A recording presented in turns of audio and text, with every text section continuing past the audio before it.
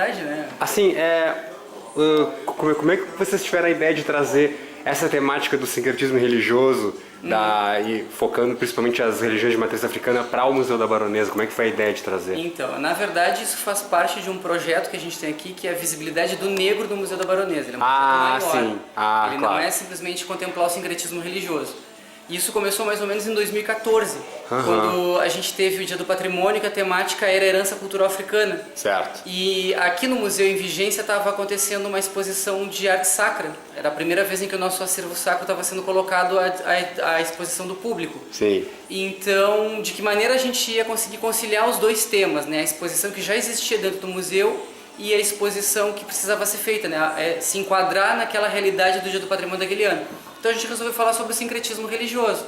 Então a gente conversou com entendidos no assunto, com pais de santo, com religiosos da cidade, e a gente resolveu fazer um comparativo, quais eram as imagens sacras que a gente tinha aqui e as relações que ela tinha com os orixás africanos, né, que foi toda a herança trazida pelo negro, né, toda a fé que o negro trouxe da África, né. Claro. Então a gente fez um comparativo entre o altar e o peji, por exemplo, sobre os assentamentos, toda a parte da presença do negro, da religião negra dentro do museu, né. Então é daí que surgiu essa exposição.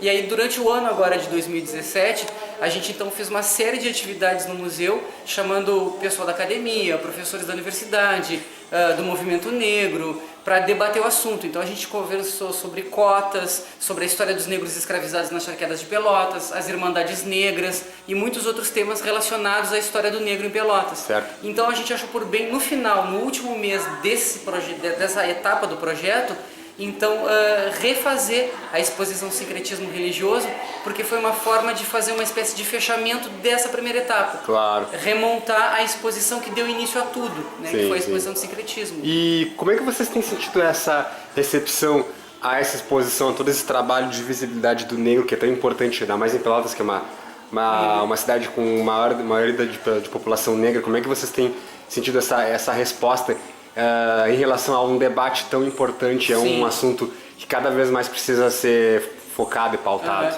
Então, os projetos piloto da nossa ação educativa, por exemplo, ou das nossas visitas guiadas, onde o negro já é introduzido como um personagem fundamental para a história tanto da cidade quanto da construção dessa própria casa, né, que só existe graças à mão de obra escravizada. Sim. Que muitas vezes é discriminado e não é falado de muitas vezes. É ocultada. É ocultada a história. Pode colocar que ela é ocultada, né? Então, por exemplo, o tema da Primavera de Museus desse ano passado, agora de 2017, foi dizer o indizível em museus. Então já era uma maneira também da gente entrar nesse tema também, contemplar isso, né? Dar voz àquele que não tem voz, né?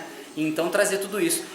Os professores da rede, fundamentalmente os professores negros, têm nos comentado que finalmente o museu abriu para esse espaço, né? Que abriu para essa discussão. As nossas palestras têm sido bem frequentadas também, têm dado bastante público.